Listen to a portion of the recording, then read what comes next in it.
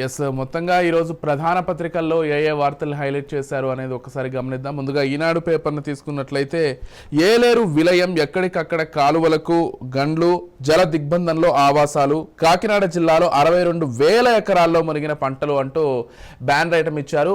మనం ప్రధానంగా గమనించినట్లయితే మొన్న విజయవాడ, నిన్న ఉత్తరాంధ్ర జిల్లాలు, ఈరోజు గోదావరి జిల్లాలు, అంటే ఎక్కడికక్కడ వర్షాలతో రాష్ట్ర వ్యాప్తంగా అన్ని జిల్లాలు కూడా ఇబ్బంది పడుతున్నటువంటి ఒక పరిస్థితిని మనం గమనిస్తున్నాం. అయితే ఏలేరుకు వచ్చినటువంటి వరదతోటి ఒక్కసారిగా కొన్ని వేల ఎకరాల్లో పంట నష్టపోయారు. దాంతోపాటుగా లోతట్టు ప్రాంతాలు కూడా జలమయమైనటువంటి పరిస్థితి. ఇది ప్రస్తుతం ఏలేరు దగ్గర ఉన్నటువంటి పరిస్థితి. అసలు మొత్తంగా ఏం జరిగిందో ఒకసారి చూసే ప్రయత్నం చేద్దాం. ఏలేరు ఉగ్రరూపం దాల్చింది. ఎగువన కురిసిన భారీ వర్షాలకు వరద ఉధృతి పెరిగి లోతట్టు ప్రాంతాలన్నీ జలమయమయ్యాయి. ఎక్కడికక్కడ కాలువలకు గండ్లు పడి పంట పొలాలు నీట మునిగాయి. ఆవాసాలు జల దిగ్బంధంలో చిక్కుకున్నాయి. రాకపోకలు స్తంభించాయి. ప్రభుత్వం కీలక శాఖలను అప్రమత్తం చేసింది. సైన్యాన్ని, సహాయక బృందాలను రంగంలోకి దింపింది. పరిస్థితి కుదుటపడడానికి మరికొన్ని రోజులు పట్టేలా ఉంది. నీట మునిగిన పంటలు అంటూ దాని కింద ఇచ్చారు. భారీ వర్షాల ప్రభావం, తాజాగా ఏలేరు, తాండవ జలాశయాలు, పంపా వరద ప్రభావంతో కాకినాడ జిల్లాలో 62,505 ఎకరాల్లో వ్యవసాయ పంటలు నీట మునిగినట్లు ఆ శాఖ అధికారులు అంచనాకు వచ్చారు. అంటే ఇది అఫీషియల్గా కాకుండా నష్టపోయినటువంటి పంటలు ఇంకెన్నో ఉన్నాయని చెప్పుకోవాలి. ఎందుకంటే కేవలం ఏలేరు వాగుకు సంబంధించి, ఏలేరు దిగువ ప్రాంతానికి సంబంధించి మాత్రమే ఇక్కడ మనం చూసినటువంటి డేటా. అది కాకుండా చిన్న వాగులు, వంకలు, వీటి వల్ల మరిన్ని వేల ఎకరాల్లో పంట నష్టపోయినట్లుగా ప్రాథమికంగా ఒక అంచనాకైతే రావాల్సి ఉంటుంది. ఇది ప్రధానంగా ఏలేరు వల్ల ఏర్పడ్డటువంటి దుస్థితి. ఇక దాంతోపాటుగా మరొక బ్యానర్ ఐటమ్ కూడా ఇచ్చారు. ఆపరేషన్ బుడమేరు అని, త్వరలో అక్రమాలన్నీ తొలగిస్తామంటూ మరొక బ్యానర్ ఐటమ్ కూడా ఇచ్చారు. విధ్వంసంతోనే ప్రకాశం బ్యారేజీ గేట్లు విధ్వంసం, అంటే విద్వేషంతోనే కావాలనే చేశారంటూ కూడా చంద్రబాబు చెప్పినటువంటి మాటలను ఇక్కడ హైలైట్ చేశారు. కారకులు ఎవరిని కూడా వదిలే ప్రసక్తి లేదు. సీఎం చంద్రబాబు స్పష్టీకరణ. పూడ్చిన గండ్ల పరిశీలన, యంత్రాంగానికి అభినందనలు. నిజంగా అభినందించాల్సినటువంటి అంశమే. ఏదైతే బుడమేరులో 3 గంటలకు సంబంధించి త్వరితగతిన పూర్తి చేశారనలో ఎలాంటి డౌట్ అక్కర్లేదు. మంత్రులు కావచ్చు, అటు సీఎం స్వయంగా అక్కడికి వెళ్ళి పర్యవేక్షించడం కావచ్చు, ఆర్మీ స్టాఫ్ వచ్చి దానికి కొంత హెల్ప్ చేయడం కావచ్చు, అందరి సహకారంతో బుడమేరు లోతట్టు ప్రాంత ప్రజలకి కొంత ఉపశమనం కలిగిందని చెప్పుకోవాలి. గండ్లన్నీ పూడిపోయేసరికి వరద ప్రవాహం ఆ కాలనీల్లో తగ్గిందని చెప్పుకోవాలి. కాకపోతే ఇప్పుడు టార్గెట్ అంతా బుడమేరు పరివాహక ప్రాంతాల్లో నిర్మించినటువంటి అక్రమ కట్టడాలకు సంబంధించి, హైదరాబాద్లో ఏ విధంగా హైడ్రా చెరువులకు సంబంధించి అక్రమ కట్టడాలు కూల్చేస్తోందో బుడమేరు పరిసర ప్రాంతాల్లో, విజయవాడలో కూడా ఇదే విధంగా అక్రమ కట్టడాలని కూల్చేసే విధంగా ఎన్డీఏ కూటమి ప్రభుత్వం, అంటే టీడీపీ, జనసేన, బీజేపీ అయితే కూటమి ప్రభుత్వం ఉందో అందరూ కలిసి ఒక ఉమ్మడి నిర్ణయానికి వచ్చినట్లుగా తెలుస్తోంది. దీనికి సంబంధించి త్వరలోనే ఒక నోటీసులు వెళ్ళే అవకాశం కూడా ఉన్నట్లుగా తెలుస్తోంది. ఎవరైతే అక్రమంగా నిర్మించుకున్నారో గత 5 ఏళ్లలో ఎవరికైతే పర్మిషన్స్ వచ్చాయో, ఈ పర్మిషన్స్ ఎవరిచ్చారో ఎందరిపైన కూడా చర్యలు తీసుకోవడానికి ప్రభుత్వం పూర్తి స్థాయిలో సన్నద్ధమైనట్లుగా మనకు సమాచారం క్లియర్గా అర్థమవుతోంది. ఇక దాంతోపాటుగా ఏదైతే మెట్టెక్లో మరో మణిహారం అంటూ మరొక బ్యానర్ ఐటమ్ కూడా ఇచ్చారు. ఇది ఒక పెద్ద గుడ్ న్యూస్ అనే చెప్పుకోవాలి ఆంధ్రప్రదేశ్కి. ఎందుకంటే ప్రపంచ స్థాయి విశ్వవిద్యాలయం నిర్మాణం ఆరంభం. 2025-26 విద్యా సంవత్సరంలో కార్యకలాపాలు ప్రారంభం. ఆల్రెడీ ఏదైతే ఒక కన్స్ట్రక్షన్ జరుగుతోందో మెట్టెక్ విశ్వవిద్యాలయానికి, అది దాదాపుగా నిర్మాణ దశలో ఉంది. మరో ఏడాదిలో పూర్తయ్యే అవకాశం ఉంది. 2025-26 సంవత్సరంలో, ఈ 2 సంవత్సరాల్లో ఇది పూర్తి స్థాయిలో ప్రారంభమయ్యి ఉపయోగంలోకి వస్తుందని చెప్పుకోవాలి. అయితే ఏదైతే ఈ మెడికల్ టెక్నాలజీ ఇంటర్నేషనల్ యూనివర్సిటీ ఒకటి నిర్మిస్తున్నారో, ఇది భారతదేశంలో తొలి యూనివర్సిటీ అని చెప్పుకోవాలి. ఇప్పటికే విశాఖలో ఏదైతే ఈ మెడికల్కి సంబంధించి ఒక మణిహారంగా ఉన్నటువంటి విశాఖ ఇప్పుడు దీనికి సంబంధించే మరింత ముందుకు వెళ్ళబోతోంది. అయితే వైద్య పరికరాల తయారీలో అంతర్జాతీయ స్థాయికి ఎదిగిన విశాఖలోని ఆంధ్రప్రదేశ్ మెడికల్ టెక్నాలజీ జోన్ మరో కొత్త ఒరవడికి శ్రీకారం చుట్టింది. మెడికల్ టెక్నాలజీలో పరిశోధన, శిక్షణ కోసం ప్రపంచ స్థాయిలో భవన నిర్మాణ పనులు అయితే కొనసాగుతున్నాయి. మెట్టెక్ విశ్వవిద్యాలయాన్ని కూడా నెలకొల్పనున్నారు. ఇది పూర్తయితే దేశంలోని తొలి మెట్టెక్ విశ్వవిద్యాలయంగా గుర్తింపు పొందుతుంది. పారిశ్రామికవేత్తల సహకారంతో ప్రభుత్వ, ప్రైవేటు భాగస్వామ్యం విధానంలో దీన్ని నిర్వహిస్తున్నట్లు సమాచారం అంతోంది. ఎస్, ఒకవైపు ప్రైవేటు, మరోవైపు ప్రభుత్వం ఇద్దరూ కలిసి దీన్ని నిర్వహించనున్నారు కాబట్టి కొంత ప్రాపర్గా ముందుకెళ్లేటువంటి అవకాశం కూడా ఖచ్చితంగా ఉంది. అయితే జూలైలో ఆకృతి ఆవిష్కరించిన ముఖ్యమంత్రి సీఎం చంద్రబాబు ముందు చూపుతూ 2018లో ఏర్పాటైన MedTech zone CEO Jitendra Sharma కృషితో వినూత్న ఆవిష్కరణలకు కేంద్రంగా మారింది. వైద్య పరిజ్ఞానంలో తగిన విద్యా వనరులు, పరిశోధన లేకపోవడంతో ఇప్పటికీ కొన్ని పరికరాలను విదేశాల నుంచి దిగుమతి చేసుకుంటున్నాం. దీనికి పరిష్కారంగా ప్రత్యేకంగా విశ్వవిద్యాలయం నెలకొల్పాలని అప్పట్లోనే డిసైడ్ అయ్యారు. అంటే ఇప్పటికీ కూడా ఏదైతే మెడిసిన్కి సంబంధించి లేకపోతే మెడికల్కి సంబంధించి కొన్ని పరికరాలని మనం విదేశాల నుంచే దిగుమతి చేసుకోవాల్సినటువంటి పరిస్థితి. దీనివల్ల ఖర్చు ఎక్కువ అవుతోంది, ఆలస్యం అవుతోంది.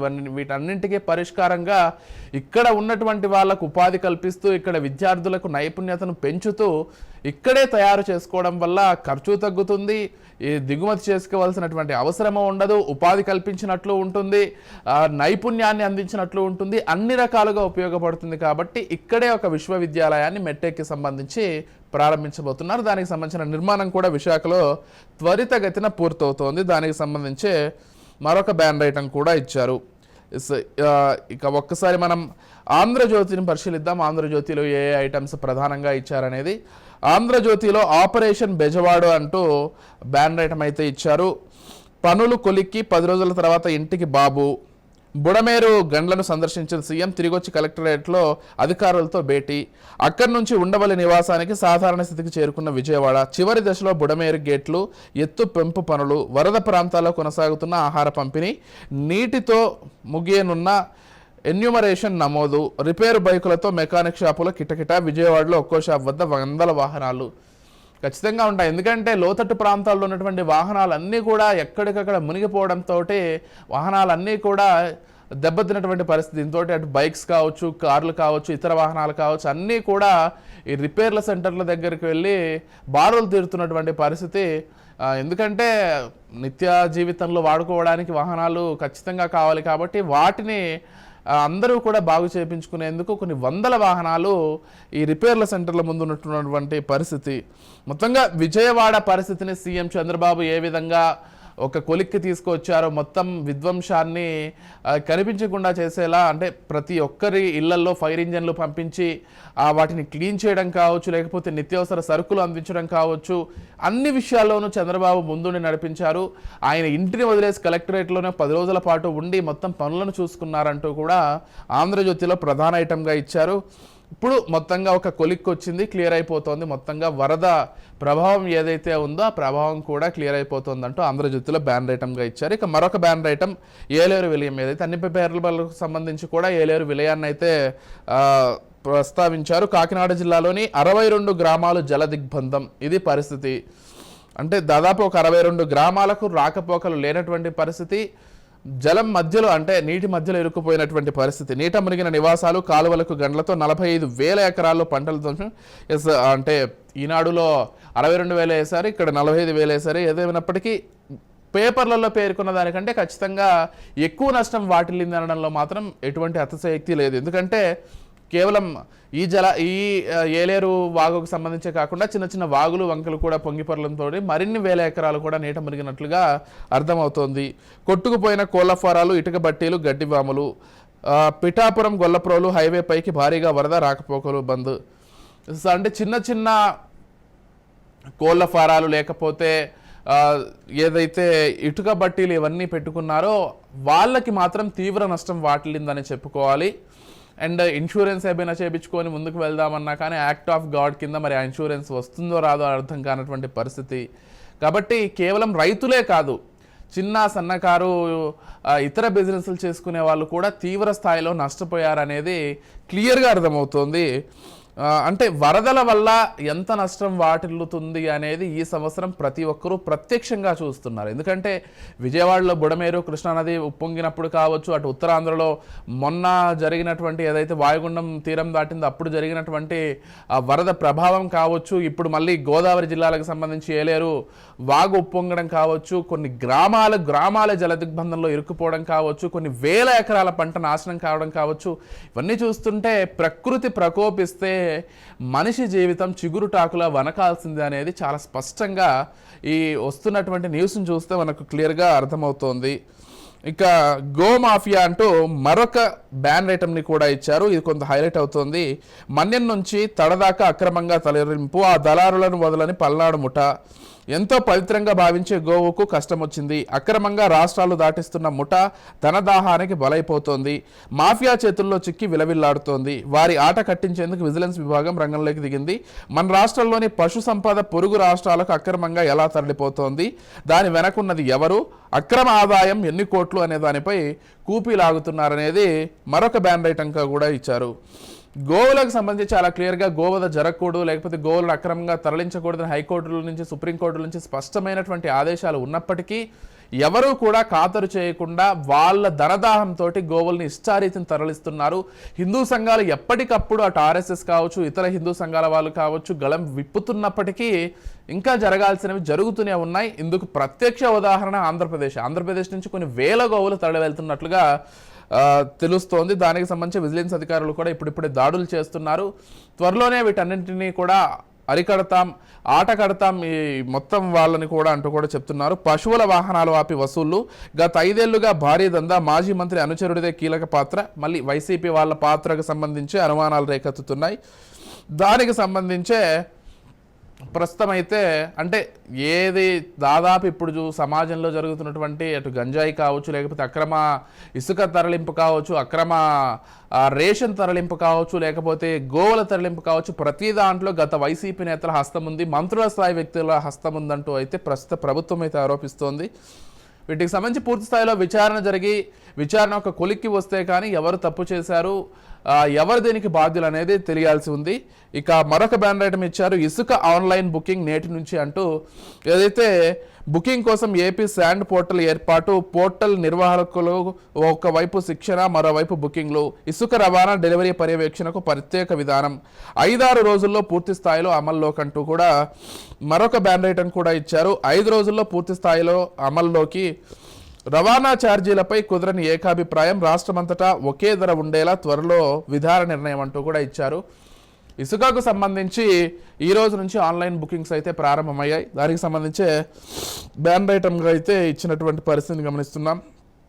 ఇంకా ఒక్కసారి సాక్షి పేపర్ని చూద్దాం. సాక్షి పేపర్లో మరి జరిగినటువంటి విధ్వంసాలకు సంబంధించి వాళ్ళ వర్షన్ ఏ విధంగా ఉందో ఒకసారి మనం గమనించినట్లయితే, ఏదైతే ప్రకాశం బ్యారేజీలో కొట్టుకొచ్చినటువంటి బోట్లకు సంబంధించి ఇక్కడ ప్రధాన ఐటమ్గా ఇచ్చారు. బోట్లపై బొంకు అంటూ వైఫల్యంతో జంకు, బోట్లపై బొంకు, వరద నియంత్రణ సహాయక చర్యల్లో చేతులెత్తేసిన సీఎం చంద్రబాబు, ఆ నిర్వాకాలను కప్పిపుచ్చుకునేందుకే బోటు రాజకీయం. ఎస్, ఒకవైపు ఆంధ్రజ్యోతి, ఈనాడు పేపర్లలో అయితే చంద్రబాబు 10 రోజులు ఇంటికి వెళ్లకుండా కలెక్టరేట్లోనే పడుకొని పూర్తి స్థాయిలో ఆయన పనిచేయడం వల్లే ఈ మొత్తం కూడా ఒక కొలిక్కి వచ్చిందని చెప్తుంటే, మరోవైపు సాక్షిలో ఆయన చేతులు ఎత్తేశారు, వాటిని కప్పిపుచ్చుకునేందుకు ఈ బోట్లు అనే ఒక డ్రామా స్టార్ట్ చేశారు, వాళ్ళే చేసి వాళ్ళే డ్రామా క్రియేట్ చేస్తున్నారంటూ కూడా హైలైట్గా ఇవ్వడం జరిగింది. ఇక మెడికల్ కాలేజీలు మాకొద్దు అంటూ కూడా మరొక బ్యాన్ ఐటమ్ ఇచ్చారు. పులివెందులకు కేటాయించిన సీట్లు వెనక్కి తీసుకోండి. ఏకంగా ఎన్ఎంసీకి లేఖ రాసిన చంద్రబాబు సర్కార్. ఈ ఏడాది పులివెందుల వైద్య కళాశాలకు సంబంధించి 50 సీట్లు కేటాయించి అనుమతులు మంజూరు చేసిన ఎన్ఎంసీ మెడికల్ కాలేజీలను ప్రైవేటు పరం చేసేందుకు బాబు మొగ్గు. కక్షపూరితంగా వ్యవహరిస్తూ విద్యార్థులకు అన్యాయం. అందుకే సిద్ధంగా ఉన్న మెడికల్ కాలేజీలను వద్దంటున్న వైనం. దేశంలో ఎక్కడా లేని దుర్మార్గ పోకడపై సర్వత్రా విమర్శ. పులివెందులకు చెందినటువంటి ఒక మెడికల్ కాలేజీకి సంబంధించి కొన్ని సీట్లను ఇండియన్ మెడికల్ అసోసియేషన్ కేటాయిస్తే వాటిని వద్దని బాబు చెప్పారంటూ ఏదైతే ఒక బ్యాన్ ఐటమ్ ఇచ్చారో ఇది కొంత కడప డిస్ట్రిక్ట్స్లో అయితే హైలైట్ అవుతుందని చెప్పుకోవాలి. మరి దీనికి సంబంధించి ప్రభుత్వం ఏం చెప్తుందో వేచి చూడాల్సిందే. ఇది ఆంధ్రప్రదేశ్కు సంబంధించినటువంటి పేపర్లో హైలైట్స్ అని చెప్పుకోవాలి. ఒకసారి తెలంగాణ న్యూస్ పేపర్స్ని గమనించినట్లయితే, తెలంగాణలో ప్రధానంగా ఈనాడు పేపర్ని తీసుకున్నట్లయితే ఉచిత పథకాలను పెట్టుబడులుగా గుర్తించాలంటూ సీఎం రేవంత్ రెడ్డి ఏవైతే వ్యాఖ్యలు చేశారో ఆ వ్యాఖ్యల్ని హైలైట్ చేస్తూ బ్యాన్ ఐటమ్ అయితే ఇచ్చారు. జిఎస్డిపిని పరిగణలోకి తీసుకుని కేంద్రం నిధులు ఇవ్వాలి, ప్రత్యేక గ్రాంట్గా 71,000 కోట్లు ఇప్పించాలంటూ కూడా బ్యాన్ ఐటమ్గా ఇచ్చారు. కేంద్ర పన్నుల్లో రాష్ట్ర వాటాను 41% నుంచి 50% పెంచాలి. 15వ ఆర్థిక సంఘానికి రాష్ట్ర ప్రభుత్వం ప్రతిపాదనలంటూ కూడా బ్యాన్ ఐటమ్గా ఇచ్చారు. అయితే ఈ ఏదైతే 41% నుంచి 50% పెంచాలి కేంద్ర పన్నుల్లో రాష్ట్ర వాటాను అంటూ చెప్పేటువంటిది కేవలం తెలంగాణకు పరిమితం అవ్వలేదు. దాదాపు అన్ని సౌత్ స్టేట్స్ కూడా ఇదే వాదనను వినిపిస్తున్నాయి గతం నుంచి. మళ్ళీ రేవంత్ రెడ్డి ఈ వాదనను ముందుకు తీసుకొచ్చారని చెప్పుకోవాలి. అయితే ఏదైతే ఉచిత పథకాలను కూడా పెట్టుబడిగా గుర్తించాలి అంటూ కూడా చెప్పుకొచ్చారు. దాంతోపాటుగా ప్రత్యేక గ్రాంట్గా 71,000 కోట్ల రూపాయలను ఇప్పించాలంటూ కూడా అయితే కోరారు. మరి దీనికి సంబంధించి ఏం నిర్ణయం తీసుకుంటారో చూడాల్సి ఉంది. రాష్ట్రానికి సవాల్గా రుణభారం అంటూ కూడా మరొక బ్యానర్ ఐటమ్ ఇచ్చారు. బట్టి చేసినటువంటి కామెంట్స్ని అయితే హైలైట్ చేశారు. గత ప్రభుత్వం ఇష్టారీతిన 10 ఏళ్ల పాటు ఇష్టం వచ్చినట్లుగా అప్పులు చేసేసి రాష్ట్రాన్ని అప్పుల కుప్పగా మార్చేసింది. ఇప్పుడు అభివృద్ధి పైన కాన్సన్ట్రేట్ చేయాలో అప్పుల్ని తీర్చేదానిపైన కాన్సన్ట్రేట్ చేయాలో అర్థం కానటువంటి పరిస్థితిలో ఉన్నామంటూ బట్టి చేసినటువంటి కామెంట్స్ను కూడా హైలైట్ చేశారు.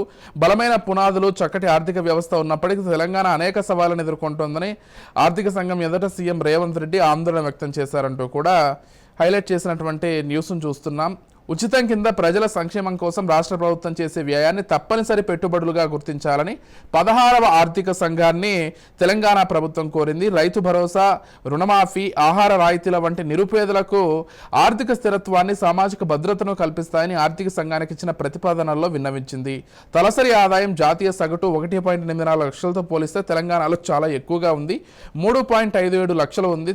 హైదరాబాద్ వంటి పట్టణ కేంద్రాల్లోనే అభివృద్ధి ఎక్కువగా కేంద్రీకృతమైనందువలన తలసరి ఆదాయంలో గ్రామీణ ప్రాంతాలు వెనుకబడి ఉన్నాయంటూ కూడా తెలంగాణ ప్రభుత్వం పేర్కొన్నటువంటి విషయాల్ని ఇక్కడ హైలైట్ చేస్తున్నారు. అయితే మరొక బ్యానర్ ఐటమ్ మనం గమనించినట్లయితే గుండె చెదిరింది, గుండె పగిలింది అంటూ కూడా మరొక బ్యానర్ ఐటమ్ ఇచ్చారు. గూడు చెదిరింది, గుండె పగిలింది అంటూ. ఇటీవల వరదలకు పలు జిల్లాల్లో తీవ్ర నష్టం, మట్టి దిబ్బలుగా ఇల్లు, ఆనవాళ్లు చెదిరిన ఊళ్ళు, పచ్చని పొలాల్లో ఇసుక మేటలు అయిన వారిని కోల్పోయిన కుటుంబాలు, ప్రభావిత ప్రాంతాల్లో నేడు కేంద్ర బృందం పర్యటన.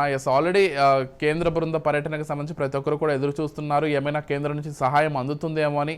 అయితే 1000 ఎకరాల్లో పంట నష్టపోవడమే కాదు, కంకర, ఇసుక వంటి అన్నీ కూడా పొలాల్లో మేటలు వేసినటువంటి పరిస్థితి, భవిష్యత్తులో కూడా పొలం పనికి రాకుండా పోయినటువంటి పరిస్థితులు కొంతమంది రైతుల వేదనకైతే గురి చేస్తున్నాయి.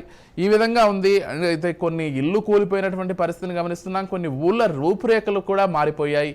ఖమ్మం, వరంగల్ వంటి జిల్లాల్లో అయితే అంతలా వరద ఉప్పొంగింది. ఈసారి వర్షాలకి కేవలం ఆంధ్రప్రదేశే కాదు తెలంగాణ కూడా ఎంతలా నష్టపోవాలో అంతలా నష్టపోయిందో అనేది స్పష్టంగా అర్థమవుతోంది. బాధిత గ్రామాల అంటే ఒకసారి మనం ఆ లిస్టు చూద్దాం, ఎలా నష్టపోయింది, ప్రాథమిక అంచనా ఏంటి అనేది. మొత్తంగా ఈ వరదల వల్ల బాధిత గ్రామాలు 358 అంట. బాధిత ప్రజలు 1.97 లక్షలు మంది, అంటే దాదాపుగా 2 లక్షల మంది దీనివల్ల నష్టపోయారు. మృతులు 33 మంది చనిపోయారంటే వరదల వల్ల. అంటే కొంతమంది మృతదేహాలు కూడా లభ్యం కానటువంటి పరిస్థితిని గమనిస్తున్నాం. కూలిన, పాక్షికంగా దెబ్బతిన్న పక్కా ఇల్లు 4,200. మరి వీళ్ళకి సంబంధించి 4,200 ఏవైతే కొన్ని కూలిపోయాయి, కొన్ని పాక్షికంగా దెబ్బతిన్నాయో స్వయంగా తెలంగాణ ప్రభుత్వం డబుల్ బెడ్రూమ్ ఇల్లు కేటాయిస్తాం, ఇందిరమ్మ ఇల్లు కేటాయిస్తామంటూ ఏదైతే చెప్పిందో మరి దానికి సంబంధించి వాళ్ళంతా ఆశగా ఎదురు చూస్తున్నారు. కేటాయించాలని కోరుకుందాం కూడా ఎవరైతే నష్టపోయారో వాళ్ళకి. ఇక ఇతరత్ర గృహలు, గుడిసెలు 3,200 కూడా దెబ్బతిన్నాయి. కొట్టుకుపోయిన పశువులు 11,000 పశువులు కొట్టుకుపోయాయి. మనం సోషల్ మీడియా వేదికగా కూడా చూస్తూనే ఉన్నాం చాలా వీడియోస్. చాలా చోట్ల పశువులు ఆ వాగుల్లో కొట్టుకుపోతున్నటువంటి పరిస్థితిని, అంటే మనుషుల్ని కాపాడుకోలేనటువంటి ఒక దైన్య స్థితిలో పశువుల్ని కాపాడలేక ఆ మూగ జీవాలు కొట్టుకుపోతుంటే ప్రతి ఒక్కరి హృదయం కూడా బాధకు లోనవుతుంది ఆ వీడియోస్ చూస్తూ. అయితే భారీ నష్టం జరిగిన జిల్లాలు అయితే ఖమ్మం, మహబూబాబాద్, ఈ 2 జిల్లాలకు సంబంధించి విపరీతమైన నష్టం జరిగింది. ఇప్పుడు మనం మాట్లాడుకున్నటువంటి లిస్టులో దాదాపుగా నష్టం ఎక్కువగా ప్రభావం పడినటువంటి జిల్లాలు అయితే ఒకటి ఖమ్మం, మరొకటి మహబూబాబాద్. ఇక ఖమ్మానికి సంబంధించి మున్నేరు ఉప్పొంగడం, ఆ పరిసర ప్రాంతాలు మునిగిపోవడం, కొన్ని ఇల్లు కొట్టుకుపోవడం, కొంతమంది జనాలు కొట్టుకుపోవడం, పశువులు కొట్టుకుపోవడం, కొంతమంది పెట్రోల్ బంకులు ఇవి కూడా, అంటే ఎక్కడికక్కడ చిన్న చిన్న వ్యాపారాలు కూడా పూర్తి స్థాయిలో దెబ్బతిందనేది మనకు స్పష్టంగా నిన్న మొన్న రాజ్ న్యూస్ వేదికగా కూడా న్యూస్ అన్నీ కూడా మనం చూసాం. ఇక రాష్ట్రానికి సుస్థి అంటూ మరొక బ్యాన్ ఐటమ్ కూడా ఇచ్చారు. కిటకిటలాడుతున్న సర్కారు దవాఖానాలు, భారీగా పెరుగుతున్న ఓపీ, వైరల్ జ్వరాలు, శ్వాస సమస్యలు, పెరుగుతున్న డయేరియా కేసులు, పలుచోట్ల డాక్టర్ల కొరత, కొన్ని చోట్ల పడకలు సరిపోక ఇబ్బంది. అంటే ఎక్కడికక్కడ ప్రభుత్వం పడకల్ని ఏర్పాటు చేస్తున్నప్పటికీ ఒక్కసారిగా అనారోగ్య పరిస్థితులకు గురవడంతో మొన్నటి వరకు జ్వరాలు, మళ్ళీ ఇప్పుడు డయేరియా వస్తున్నటువంటి పరిస్థితి, శ్వాస సమస్యలు కూడా వస్తున్నాయి. దీంతో ఇక్కడ అటు గవర్నమెంట్ హాస్పిటల్స్ కావచ్చు, ప్రైవేట్ హాస్పిటల్స్ కావచ్చు, కిక్కిరిసిపోతున్నటువంటి పరిస్థితిని గమనిస్తున్నాం. దీంతో డాక్టర్ల కొరత కూడా ఏర్పడుతోంది. అంటే అందరికీ ఒకేసారి అనారోగ్యం రావడంతో డాక్టర్ల కొరత ఖచ్చితంగా ఏర్పడుతుంది. అదే ప్రస్తుతం తెలంగాణలో కొంత ఇబ్బందికర పరిస్థితులకు దారితీస్తుందని చెప్పుకోవాలి. మరి దీనికి సంబంధించి ప్రభుత్వం ఎటువంటి నిర్ణయం తీసుకుంటుంది, ప్రభుత్వం ఏం చేస్తుంది అనేది గమనించాలి. ఇక ఒక్కసారి ఆంధ్రజ్యోతి పేపర్ని గమనిద్దాం. తెలంగాణకు సంబంధించి ఏమి ఇచ్చారో అనేది, రుణభారం తగ్గించండి. ఏదైతే ఆర్థికంగా తెలంగాణ ఇబ్బందులు ఎదుర్కొంటోంది, అప్పుల పాలు అయ్యింది గత సర్కార్ చేసినటువంటి విషయం వల్ల అంటూ దాన్ని హైలైట్ చేస్తూ ఇచ్చారు. అప్పులను పునర్వ్యవస్థీకరించాలి, చెల్లింపు గడువు కాలాన్ని పెంచుకునేలా, వడ్డీలు తగ్గించుకునేలా రాష్ట్రాలకు అవకాశం ఇవ్వాలి. 16వ ఆర్థిక సంఘానికి రాష్ట్ర ప్రభుత్వ వినతి, పన్నుల్లో రాష్ట్రాల వాటాను 50% పెంచండి, జిఎస్డిపి ఆధారంగా వాటాను నిర్ధారించండి, తలసరి ఆదాయాన్ని ప్రామాణికంగా తీసుకోవద్దు, వాటా నిర్ధారణలో జిఎస్టికి 50% వెయిటేజీ ఇవ్వాలి. ఏదైతే మనం కడుతున్నటువంటి పన్నుల్లో 41% మాత్రమే వెనక్కి వస్తుంది, దీన్ని 50%కి పెంచాలంటూ చేస్తున్నటువంటి డిమాండ్ని కూడా హైలైట్ చేశారు. సిఎస్ఎస్ రూపకల్పన బాధ్యతను రాష్ట్రాలకు ఇవ్వండి, మాకు సహకరించండి, మోదీకి సహకరిస్తాం, ఆర్థిక సంఘంతో సీఎం, డిప్యూటీ సీఎం మంత్రుల భేటీ. ఏదైతే 5 ట్రిలియన్గా చేయాలని భావించిందో భారతదేశం, దాంట్లో తెలంగాణ నుంచి కూడా పూర్తి సహకారం అందిస్తాం, కాకపోతే మీరు రాష్ట్రాలకు కూడా అదేవిధంగా సహకారం అందించాలంటూ నిన్న పేర్కొన్నటువంటి విషయాల్ని కూడా హైలైట్ చేశారు. ఇక మరొక బ్యాన్ ఐటమ్ కూడా ఇచ్చారు. 1280 ల్యాబ్ టెక్నీషియన్ పోస్టుల భర్తీకి నేడు నోటిఫికేషన్లు అయితే ఇస్తున్నారు. తెలంగాణ సర్కార్ అయితే 2030 మంది స్టాఫ్ నర్సుల పోస్టుల భర్తీకి 10 రోజుల్లో, ఈ నెలాఖరు కల్లా ఫార్మాసిస్టుల సెలక్షన్లకు కూడా మొత్తానికి ఈ నెలలోనే వైద్య ఆరోగ్య శాఖలో 4000 పోస్టులకు నోటిఫికేషన్లు. జాబ్ క్యాలెండర్ ప్రకారం ఉద్యోగాల భర్తీకి ప్రభుత్వం చర్యలు. ఏదైతే జాబ్ క్యాలెండర్ ప్రకటించిందో దాని ప్రకారమే ముందుకు వెళ్తోంది. ఇంకా మరో 4 మెడికల్ కాలేజీలకు కూడా ఓకే చేసినట్లుగా బ్యాన్ ఐటమ్ ఇచ్చారు. 2 రోజుల్లో రానున్న ఎన్ఎంసి అనుమతులు. భువనగిరి, మహేశ్వరం, కుత్బుల్లాపూర్, మెదక్ కాలేజీల్లో త్వరలో ప్రవేశాలు. వానాకాలం వైద్య చదువులు, విచ్చలవిడిగా ప్రైవేటు కాలేజీలు, ప్రమాణాలకు దెబ్బ. ఇదైతే గతం నుంచే ఉంది. ప్రైవేటు కాలేజీలు విచ్చలవిడిగా పెరిగిపోయి ఇష్టారీతిన సీట్లు కేటాయిస్తున్నారు, డబ్బులు ఇచ్చిన వాళ్ళకి సీట్లు కేటాయిస్తున్నారు. దీనికి సంబంధించి ప్రభుత్వం మరి చర్యలు తీసుకుంటామని చెప్తుంది. ఎంతవరకు తీసుకుంటుందో అయితే వేచి చూడాల్సిందే. ఇక బీసీ రిజర్వేషన్ల నిర్ధారణకు మరో 3 నెలలు అంటూ మరొక బ్యాన్ ఐటమ్ ఇచ్చారు. రాష్ట్ర ప్రభుత్వ అభ్యర్థనకు ఓకే చెప్పిన హైకోర్టు, సుప్రీంకోర్టు నిర్దేశించిన ట్రిపుల్ టెస్ట్ మార్గదర్శకాల అమలుకు సమయం కావాలన్న సర్కారు. స్థానిక సంస్థల్లో బీసీ రిజర్వేషన్ల కోసం పిటిషన్లు, విచారణ 3 నెలల పాటు వాయిదా. కొత్త సంవత్సరంలోనే స్థానిక సంస్థల ఎన్నికలు.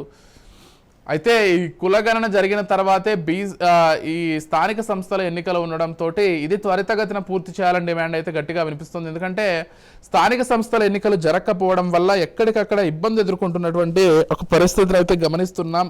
ఎందుకంటే గ్రామాల్లో స్థానిక సంస్థల ఎన్నికలు జరగకపోతే అభివృద్ధి ఎక్కడ వేసిన గొంగలి అక్కడ అన్న చందంగా ఉంటుంది. కాబట్టి ఖచ్చితంగా స్థానిక సంస్థలు ఎన్నికలు త్వరితగతిన జరగాలి, దానికి కులగణన ముందుగా జరగాలి. కాబట్టి దీన్ని త్వరితగతిన పూర్తి చేసి స్థానిక సంస్థల ఎన్నికలు కూడా వెంటనే నిర్వహించాలని అయితే గ్రామాల నుంచి గట్టి డిమాండ్ అయితే వినిపిస్తోంది. ఇది ప్రధానంగా ఆంధ్రజ్యోతిలో పేర్కొన్నటువంటి విషయాలు. ఇక ఒక్కసారి వెలుగు పేపర్ చూద్దాం. వెలుగులో ఏ అంశాలు హైలైట్ చేశారనేది. తెలంగాణపై అప్పుల భారం అంటూ సీఎం రేవంత్ చేసినటువంటి వ్యాఖ్యల్ని హైలైట్ చేశారు.